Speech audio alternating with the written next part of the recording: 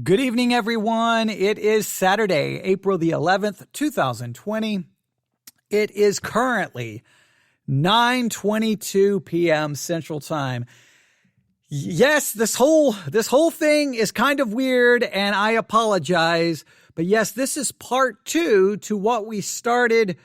Was it around 3, maybe 3:30 in the afternoon? We made it about an hour, and boom, the power went off, and I was sitting here in the dark, and I was like, well, that's not good. And so the power never came back on. So let me just back up a little bit in case someone for some reason is listening to part two. I'm here at Victory Baptist Church, located in the middle of nowhere, Texas. This is where I was earlier this afternoon. I had been live on the air for an hour. Boom, we get knocked off the air. The power never came back on.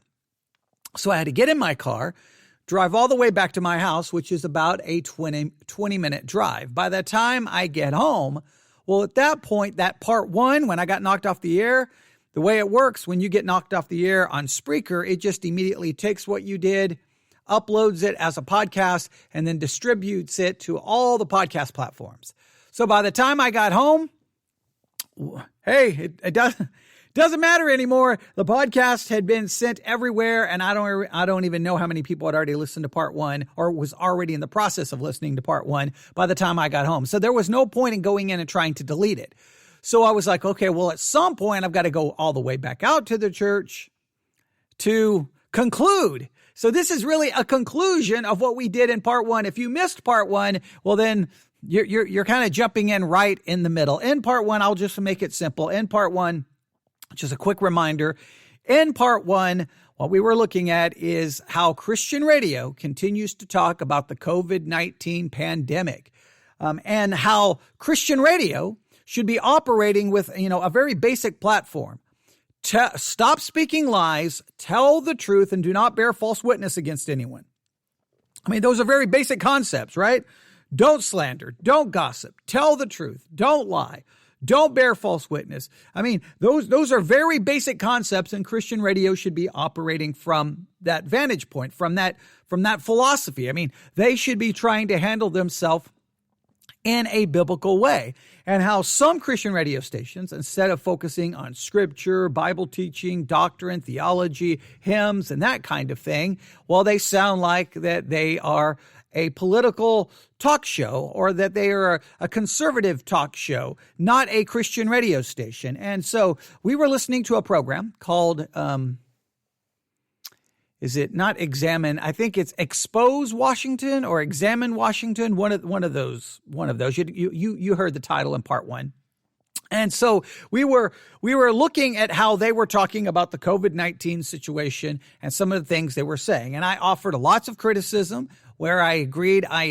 And we were just getting to the point in the program that I wanted everyone to hear. Because here they're turning their attention to China, and they're going to mention some things. Now, remember, I believe Christian radio has to operate from what principle? Don't tell lies, speak the truth, don't bear false witness, don't slander. And if you're going to start speculating with wild opinion or conspiracy theories, it probably shouldn't be done on Christian radio. Or at least you should say, this is what these people are saying. Here is the evidence for, here is the evidence again. In other words, give a very detailed, balanced perspective on it. But yeah, I'm not going to go back and reteach and re-speak and re-preach.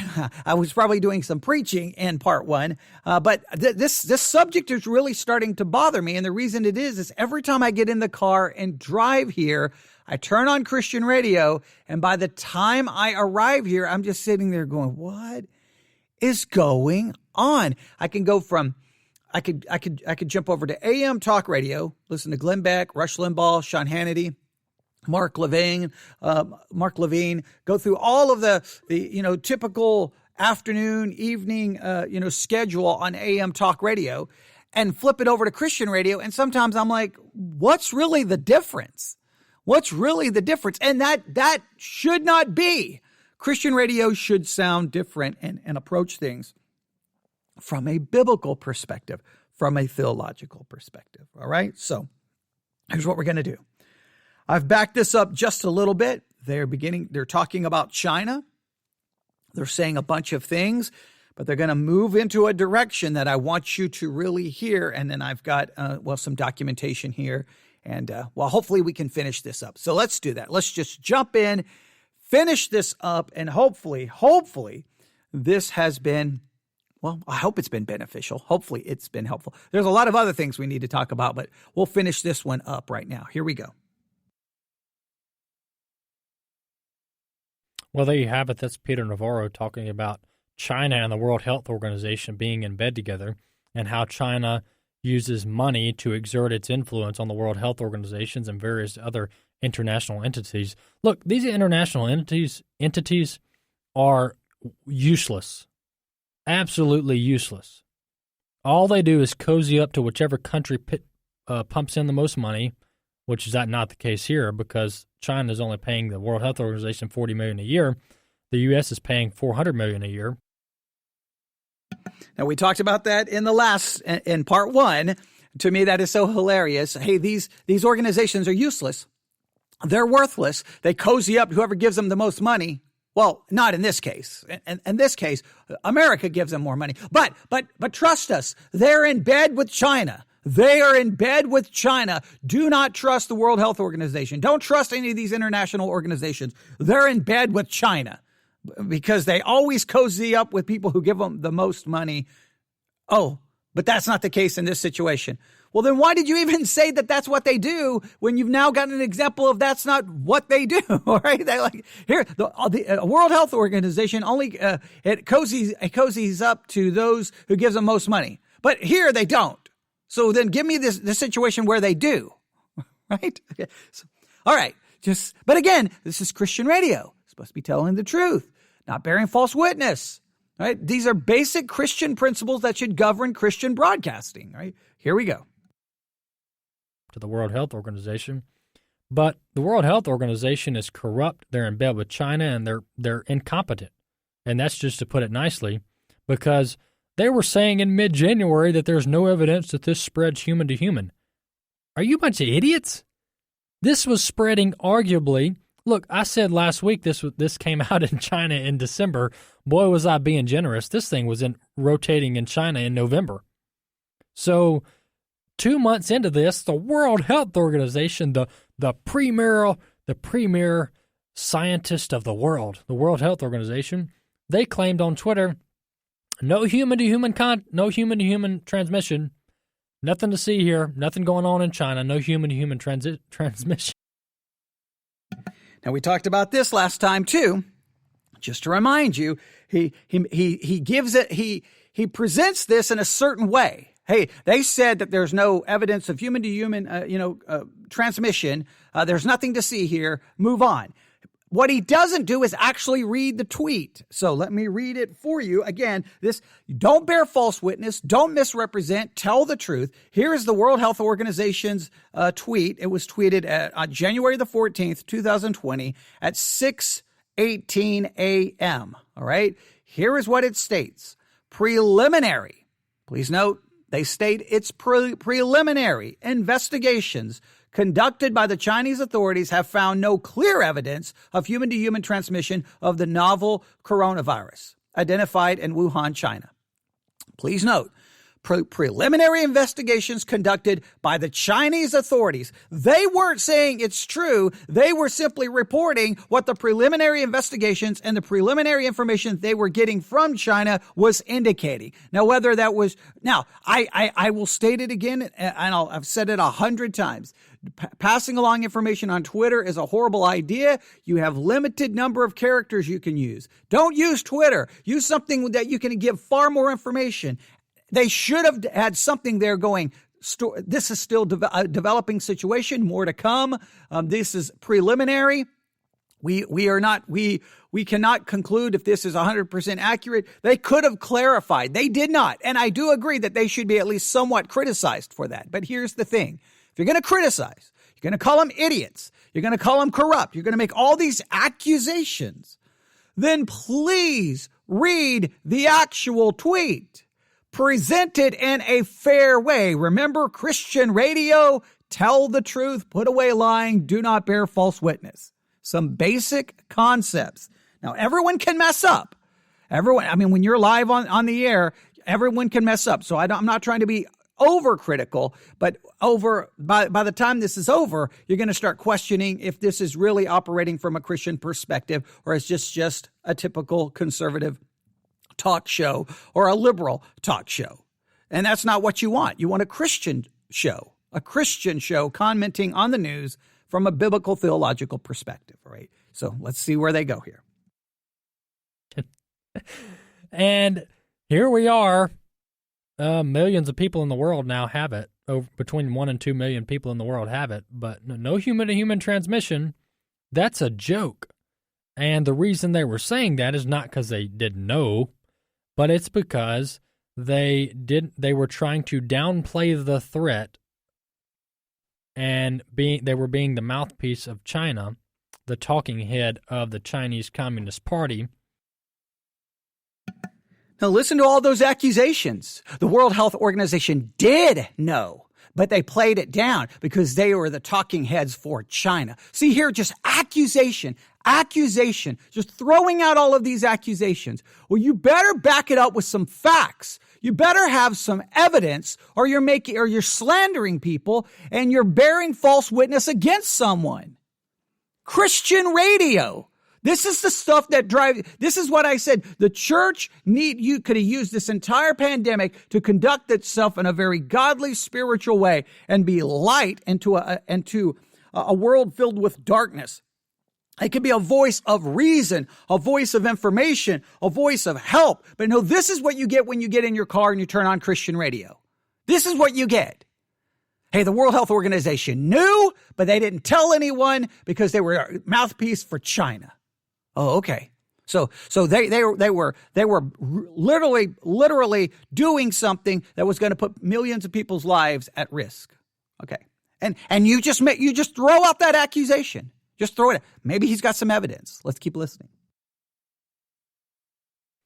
That's why they said in mid-January, no human-to-human transmission. Even though the vast majority of people who were looking into this knew that there was human-to-human transmission. And the Chinese government here, their stories, some horrendous stories, which I'm not going to get into the details because it'll make your stomach turn. But number one, we all know China's lying. Who knows how many cases are in China? Probably several 100,000, if not over 1 million or millions. The death toll in Wuhan and surrounding areas is countless. There's multiple reports about the official death count being as little as 10 times more than the official count of 3,000. Others have said it's in the hundreds of thousands of people who died in Wuhan, and the Chinese government purchased these incinerators, which basically cremate bodies, and they bought like dozens of these things, and they've been running all day, every day since the Wuhan virus broke out. So there's multiple reports. Again, I want you to see, look, just all of these accusations. He's made an accusation against the World Health Organization as actually knowing that this was transmitting from person to person, but they played it down because they were simply a mouthpiece for the Chinese government. Okay, so that's an accusation. Where's the facts? Where's the evidence? Bearing false witness. Are you telling the truth? What if your information is wrong? Just make all of these accusations, judging motives. Again, this is all on Christian radio. Okay. Then he moves from the World Health Organization. And now here's China. Okay. China, literally thousands, hundreds of thousands of people were dying. They're burning bodies, and they've been doing it nonstop since this started. All of this is going on. And here, again, I pointed this out in part one. I've got to point this out again. This is the weird duplicity in the minds of many Christians that makes no sense. This is the way the Christians love to do this. Even in this program, if you go back and listen to part one, earlier in the program, he said, I believe the economy should be open now. Immediately. We should go ahead and open everything. All right. So he's acting like, hey, we should just get back to normal now. But at the same time, He wants us to believe that in China, hundreds of thousands of people died. This virus was super deadly. It spread like crazy within just a matter of weeks, killing hundreds of thousands of people, and they've been burning bodies around the clock nonstop since it started. But hey, we shouldn't be worried about it. We should just go ahead. I mean, churches should have services. Wait, if it was that deadly there, shouldn't we be even more concerned here? So on one hand, they almost want to play it down. On the other hand, they want us to, it's like, hey, look, this is all overblown. This is hype. Come on, let's reopen the economy. Let's get back to work. Let's not worry about it. And then like 3 seconds later, hey, come here. I got a secret for you. What? The COVID-19 pandemic in China killed hundreds of thousands of people. And they've been underreporting, and they've been burning bodies around the clock. Wait, you just told me it wasn't that big a deal. That information would tell me everyone should stay in their house. So again, just accusation. This is what some people call Christian broadcasting. Let's continue. Reports that that China's got tens of thousands of people dead because they mishandled it. There's also other reports that I'll post on the podcast page at afr.net. So we know China's lying. This thing could have been slowed down at least, or if not stopped, had the Chinese government been honest about it. And I think we need a full investigation. I think the Trump administration needs to launch a full review, a full investigation into where this began, how it began,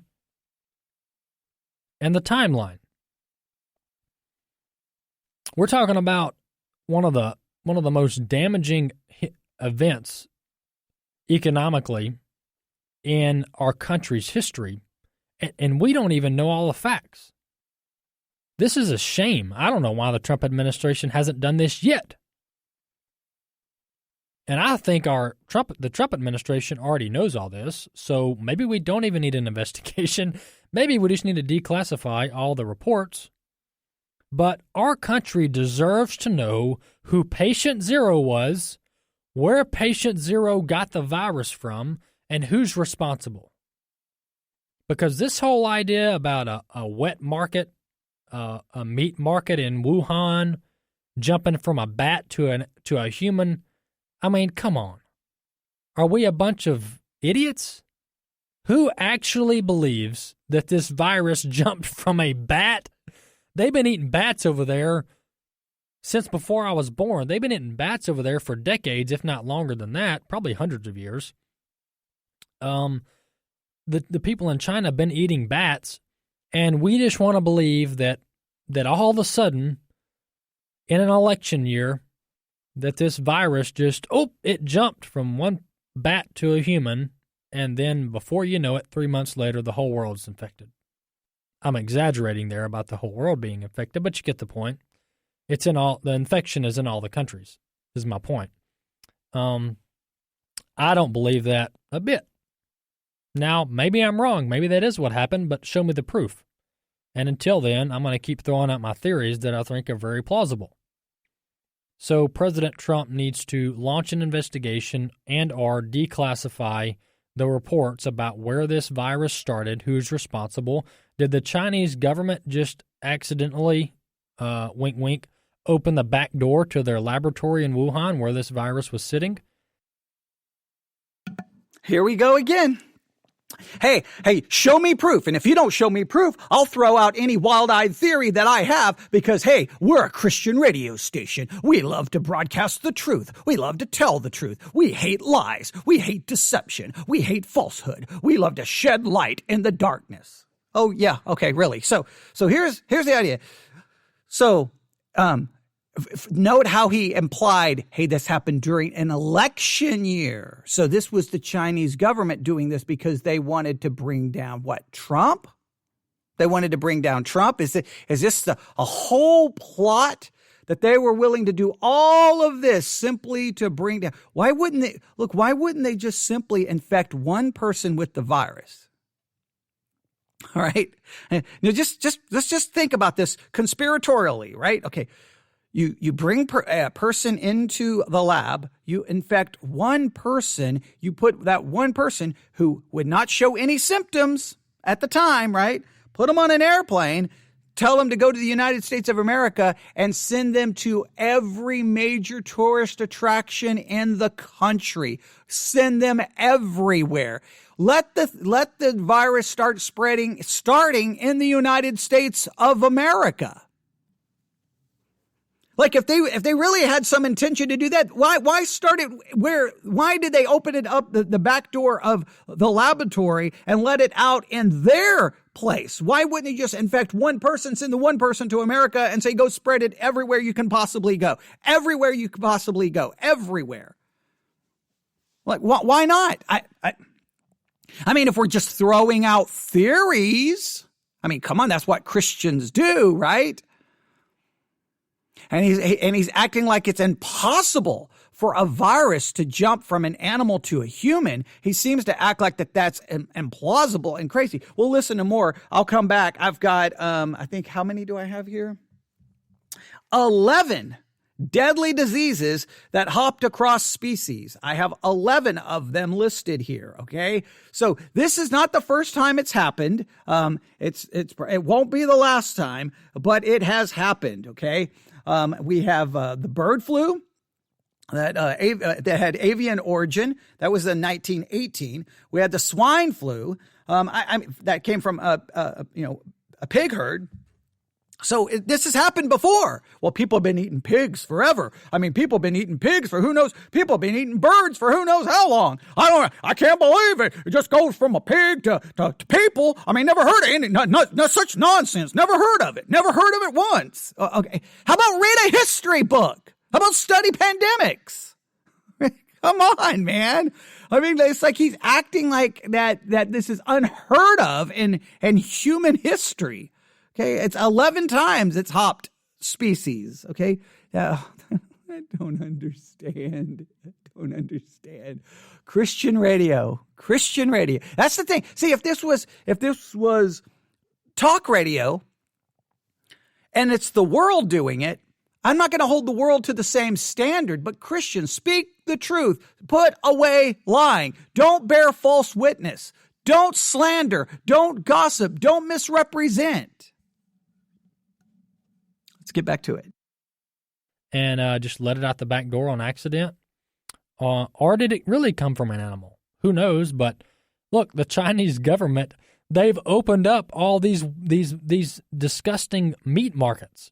They've opened them back up. And so if this really came from a wet market, why would you open them back up 8 weeks later? That makes absolutely no sense. Absolutely no sense. So I'm not buying that it came from a bat, and I'm going to hold that position until somebody proves me otherwise. And we can't go off what the Chinese dictatorship says because they're all a bunch of liars. Shifting gears about Washington, D.C.'s response to this whole situation, I want to play clip 3. This is Art Laffer, who was actually a Ronald Reagan. All right, now I'm just going to go through this just so that I'm going to give you some information just for some context. And this information, I found it 5 minutes, not even 5 minutes, probably a minute and 30 seconds of searching on Google. And I think Christian radio stations have Google. I think they have the internet. I think they do. But this is just how quick. This comes from livescience.com. 11 deadly diseases that hopped across species. Bacteria and viruses that are deadly to one type of creature can evolve quickly to infect another. While the new coronavirus, which causes COVID-19, is the latest example. A host of infectious and deadly diseases have hopped from animals to humans and even from humans to animals. It can even go the other way.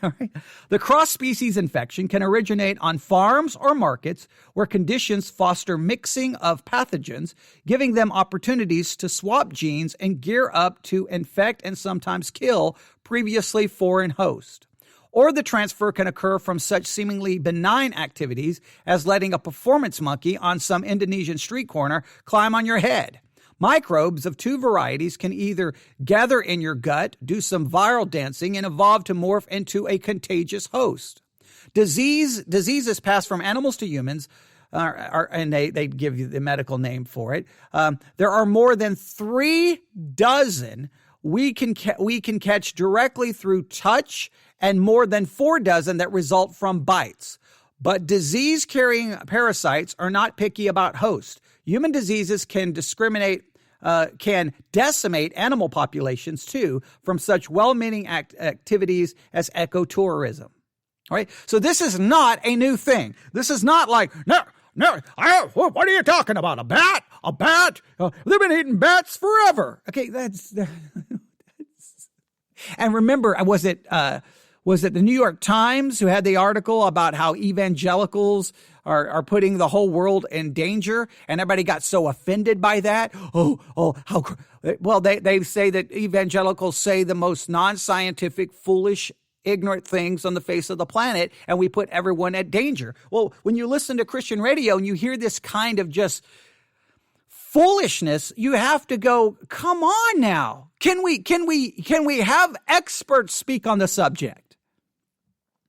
Does Christian radio not have the ability to call experts on this and go explain to this? How often does diseases go from one species to another? Can you name the ones where this occurred and how deadly they were? I mean, I'm not the expert in the field, but I do have Google. I do have Siri, right? I can say, hey, Google, or I can say, hey, Siri, or hey, Alexa. There's lots of devices out there to help me find information.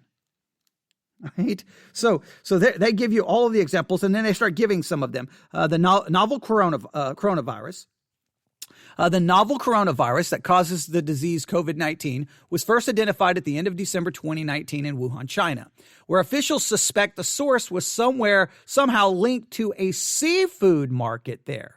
Genetic analysis of the virus suggests it originated in bats. However, because no bats were sold at the seafood market at the outbreak's epicenter, scientists think an as-yet unidentified animal acted as a go-between in transmitting the coronavirus to humans. Now, please note, so here, he's saying bats. He's acting like it's some grand conspiracy. I get on a science website, and they're telling you, it came from a seafood market. Because no bats were sold there, they now think, as of right now, as yet unidentified animal acted as a go-between. The intermediate animal, and then they named it endangered, and they give some different animals and ideas. According to a handful of studies of the virus, even so, the viruses that have been found in samples taken from illegally trafficked pangolins, Pangolins, pangolins, they don't match. So at first they started thinking maybe it was them, but now they're not so sure. So they don't think a pangolin is the stepping stone. That's the journal Nature reported that. So they thought maybe it was pangolins. Now they're not so sure about that because they did some study, but they're trying to find out what animal it was. Now that may want to lead you to the laboratory conspiracy, but just please note, whenever you hear information on Christian radio, you can't even trust it because they may already be moving away from the bat theory because there were no bats sold in the market where it supposedly started. As previously, a previous study had pointed to snakes, which were sold at the seafood market as the possible source. Even so, experts criticize the analysis that led to the conclusion, say it's still unclear if coronaviruses can infect snakes. So we don't really know. We don't really know. That's what you're supposed to say. The bat theory may have become popular, but there are studies saying, well, there was no bats sold at this market. If that is true, then it probably wasn't from a bat. So what did it come from? Pangolins. Maybe I'm supposed to know what that is, but I do not. I could look it up really quick, but just keep that in mind. They seem to have ruled that out. Snakes were sold there, but they seem to have ruled that out. So as of right now, it's an unidentified animal that they think started this from, and they believe it did start from an animal based on studies of the virus. So just keep that in mind. So they believe this one jumped from an animal to people. The influenza pandemics. The 1918 influenza pandemic swept the world within months, killing an estimated 50 million people, more than any other illness in recorded history for the short time frame involved. The H1N1 influenza virus that infected more than 1/3 of the globe had an avian origin, first identified in the United States by military personnel in the spring of 1918. The virus killed an estimated 665,000 Americans, according to the Centers for Disease Control and Prevention. Unlike some flu strains that mainly kill the elderly and those with compromised immune systems, the 1918 strain hit young adults hardest, as the older population seemed to have some immunity built up from a past H1N1 virus. In 1 year, the average life expectancy in the United States dropped by 12 years. Another H1N1 virus, this one called H1N1 PDM09, cropped up in the spring of 2009 and lasted into the next spring, with the CDC estimating some 60.8 million cases and 12,000 deaths. 12,469 deaths to be accurate. In the U.S., worldwide, the virus killed between 151,000 and 575,000 individuals, the CDC estimates. That virus appears to have originated in pig herds. All right, so there you go. That's one, the bubonic plague. The bubonic plague seems to have, let me see, let's look here. I mean, a lot of people died with the bubonic plague. It was crazy. Some 75 million people died at a time when there were only about 360 million living on the earth. Man, whoo. This plague is a bacterial disease caused by Yersinia pestis. It is carried by rodents and even cats and hops to humans through bites from infected fleas, often rat fleas. All right. And I could go through here all the different ones that have spread. Mosquito-borne, from pets and mice, HIV, AIDS. This one, they believe, has been traced to a type of chimpanzee in Central Africa. I could go on and on and on. I think they have a total of 11 examples there, but this is not a unique thing. It's not some crazy theory. Bats, they've been eating bats. Well, I think people have been eating birds and pigs. Right? Yeah. Okay. So, yeah, that. But what you do is throw out some just crazy theories. He even admits they're theories. Throw out theories. Don't have any facts to back it up. Say you're going to continue to throw out your facts unless someone brings you evidence. Well, this is very interesting and how life kind of works. Maybe go look for the evidence yourself, because you have a microphone on and you're presenting information to people. All right. So, yes, you can find information if you search for it and try to find, and you got to always consider the source. You got to verify the source, and then you've got to double, triple check the source and see if you can get other verification for your information. But he doesn't seem too concerned about looking for the information. No, because it's Christian radio, right? We tell the truth. We expose lies. We protect you from deception. Well, we're lying to you and deceiving you. All right, here we go. Let's finish this up. Economic advisor back in the Reagan era, and here's his opinion on what Washington, D.C. should do to help our economy. Clip 3, let's listen. First place, you can open up by different types of businesses that are more or less affected by the coronavirus. Second thing, you can open up by different people. I mean, the impact of coronavirus on different segments of the population is very, very different. I'm almost 80 years old, Harris, and supposedly the elderly, especially elderly males, are much more at risk. So maybe you'll want to keep them quarantined for a while and let other groups that are much less at risk get back to work. So there are a lot of different ways. My, of course, preferred way is to increase economic incentives and let people make their own decisions. I'd like to do something like waive the payroll tax for the rest of this year through December 31st, which would be a huge incentive effect for people to come back to work as soon as they possibly can comfortably. And it would be a huge incentive effect for employers to retain workers and to hire new ones once they're available for doing it. What a novel idea. What a brilliant idea. Something as simple as eliminating the federal income tax is what Art Laffer said. And this begs the question, what is Washington, D.C. doing? That is, all right, here's what. All right, I've got to stop right here and I got to interrupt because all of a sudden while I was sitting here, I was like, wait a minute. COVID-19, even if it went from bats to humans, I started thinking that's not the first time we've had something spread from bats to people. I know it, and I'm like, okay, I know there was one. I'm almost positive. So, look what I found.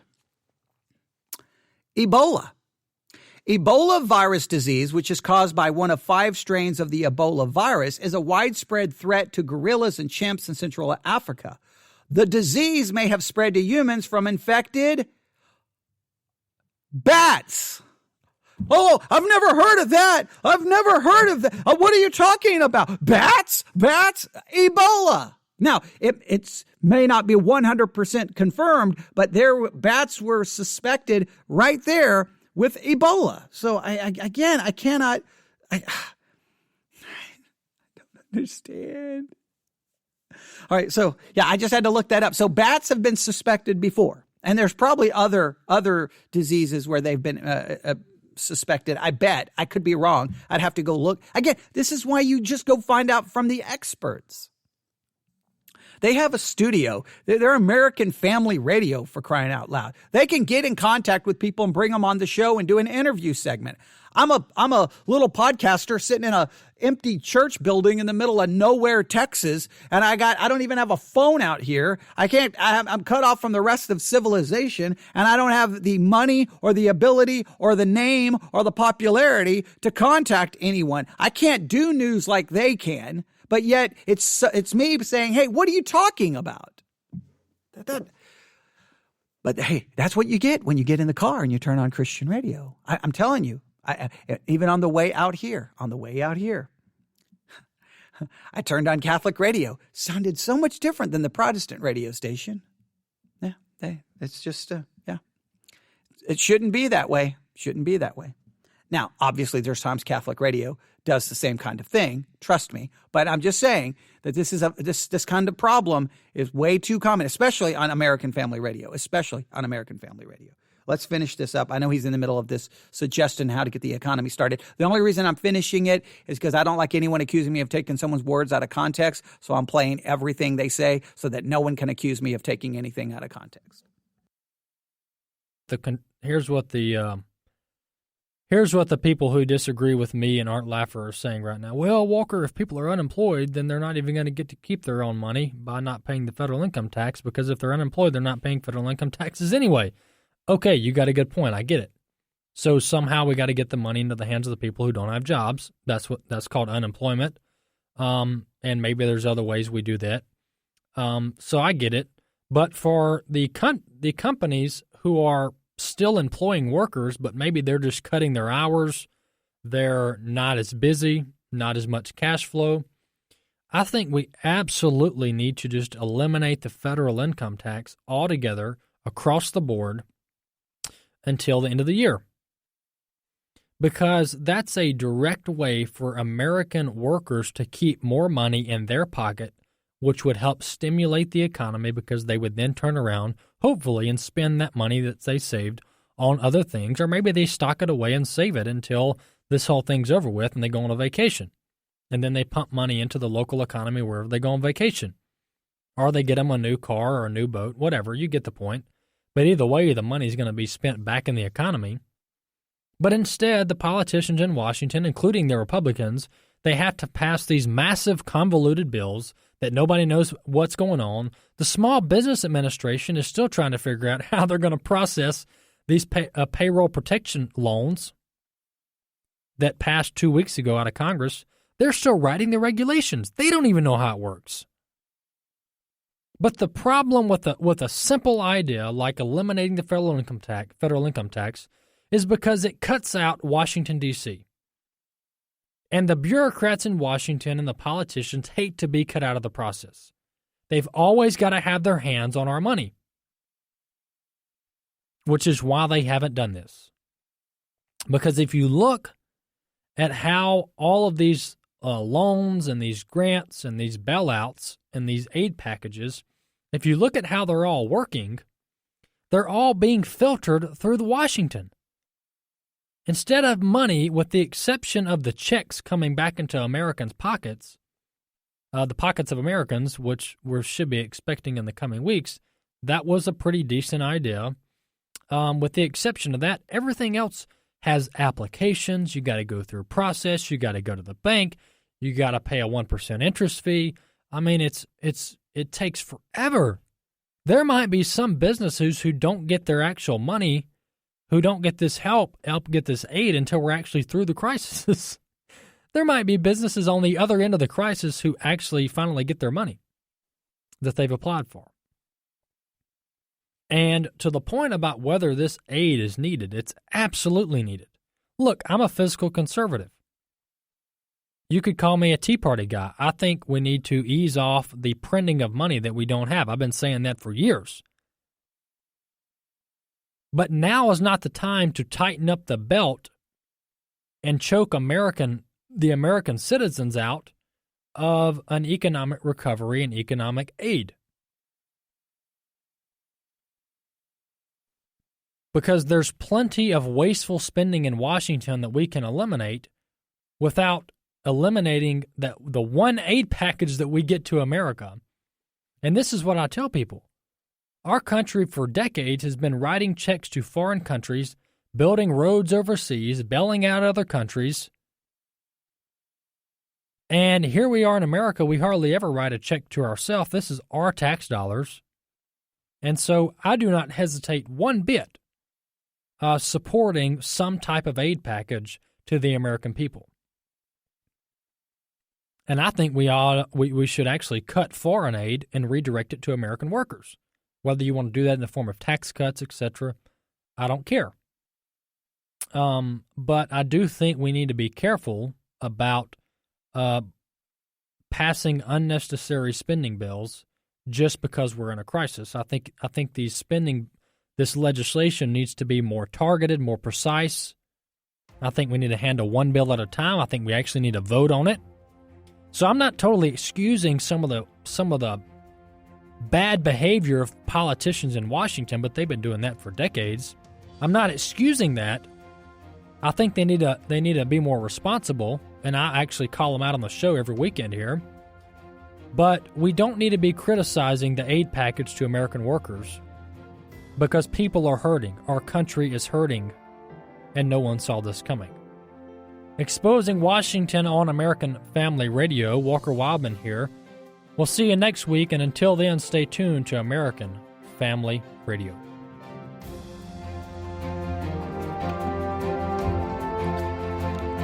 All right.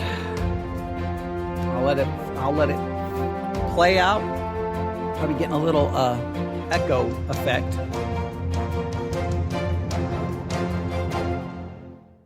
There you have it. Exposing Washington. The views and opinions expressed in this broadcast may not necessarily reflect those of the American Family Association or American Family Radio.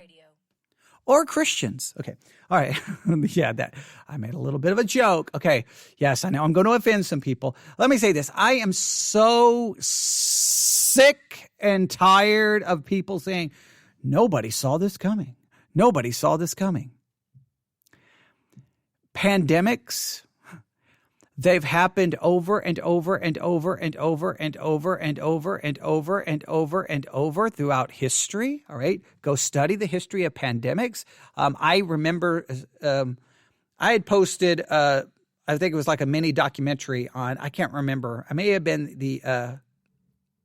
the Spanish flu. I can't remember which pandemic on our church app when we had our standalone church app.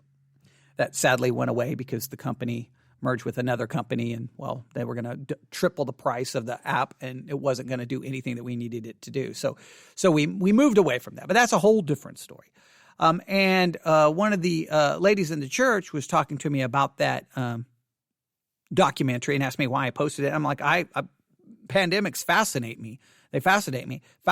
And I'm like, I said something along these lines. It's never a matter of if, it's always a matter of when the next one's coming. Now, I said that, a year ago? A year and a half ago? I don't remember. I remember where I was standing outside the door of the church. I don't remember the month or that or the year, but I'm pretty sure it was in 2019. And I stated it then. And I've always stated it. It's not a matter of if, it's a matter of when. When is the next pandemic coming? So, yes, we didn't necessarily see this one specifically coming, but in December and early January, there were signs that it was coming. There were signs that it was coming. And I remember me and my friend Michael from Nebraska talking about it in January. And we both were acting like, hey, this is a big deal. This is coming. And I get so sick, like, well, we know nobody saw it coming. Well, were you not paying attention? Were you not paying attention? It was coming. So, and guess what? When this one goes away, another one is coming. I don't know when, but it's coming. Maybe a year from now, maybe 2 years from now, there'll be some new pandemic that begins to spread, killing off millions of people. We live in a fallen world. These things are happening. Governments and health professionals always have to be ready and have contingency plans set up for the next coming pandemic. You have to be ready for it. You have to. I was in the medical world for 22 years. I've had plenty of conversations about what's the next pandemic going to be.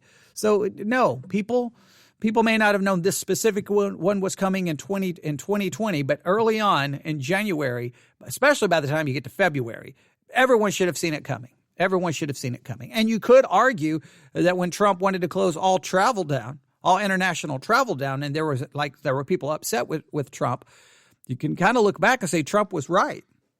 We probably should have shut down all international travel, do everything we can to stop everything so that we had a chance to try to minimize the virus's arrival here on American soil, and then do everything we can to try to then immediately isolate it from there and not let it spread any further. But, people wouldn't follow rules.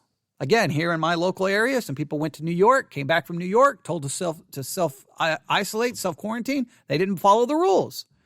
Now, as of, I don't know how many people now, 4 more people were infected, were found to be infected today here in the Abilene, Texas area.